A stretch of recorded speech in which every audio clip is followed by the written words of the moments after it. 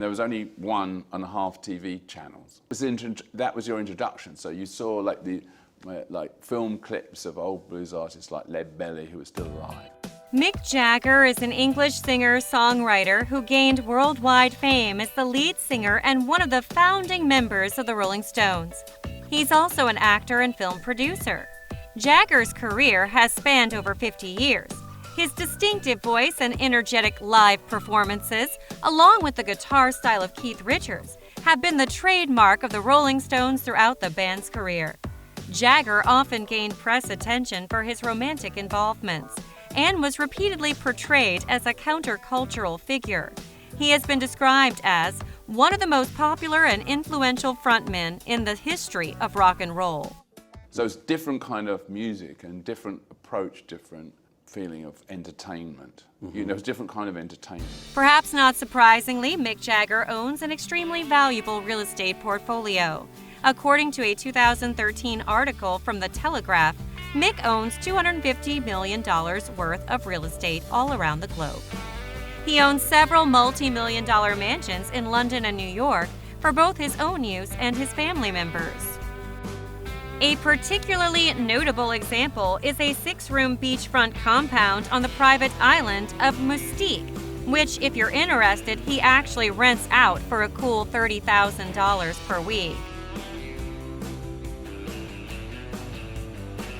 He owns another home in Mustique within a gated country club, which he also rents for $11,000 per week.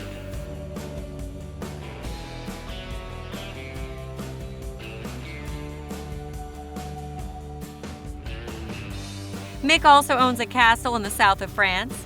He bought Fourchette Chateau in 1980, buying it and the 20 hectares of land for 2.2 million francs, and has used it as a family base and favorite holiday spot. He actually played cricket at a nearby club as well. Mick bought the historic Hampshire mansion Stargroves, which the Stones used as a recording venue in the 1970s, while experiencing an acid trip, according to his biography. The mansion was decrepit at the time after years of neglect. He bought it for only £55,000. He went on to sell the estate in 1979 to a businessman for £200,000. Rod Stewart would then buy the place in 1998 for £2.5 million.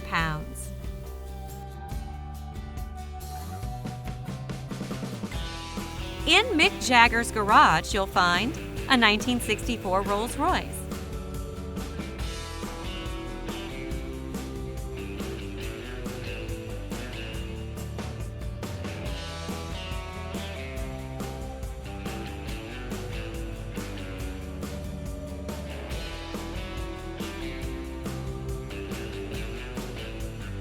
a Range Rover Vogue,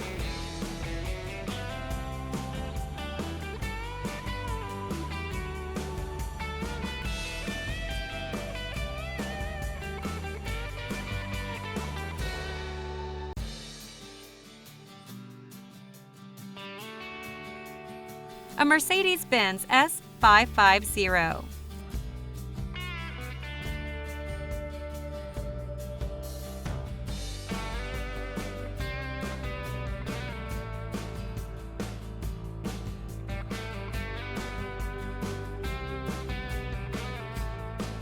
and a Land Rover Defender.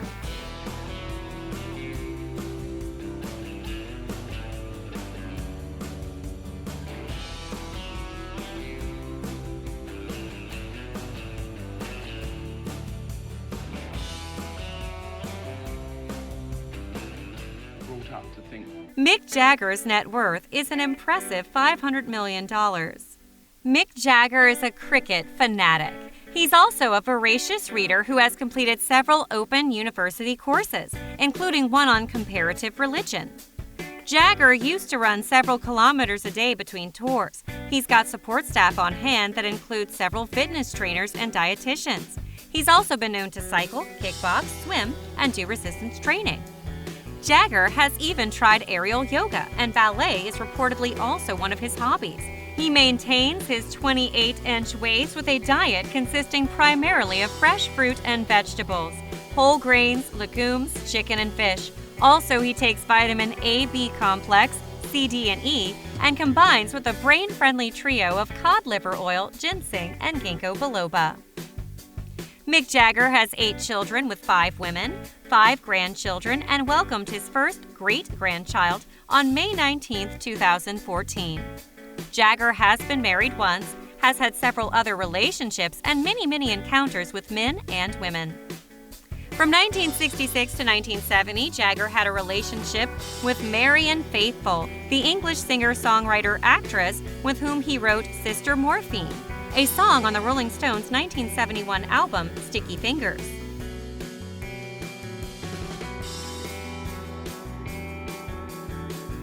Jagger met American singer Marsha Hunt, and though Hunt was married, the pair began a relationship in 1969.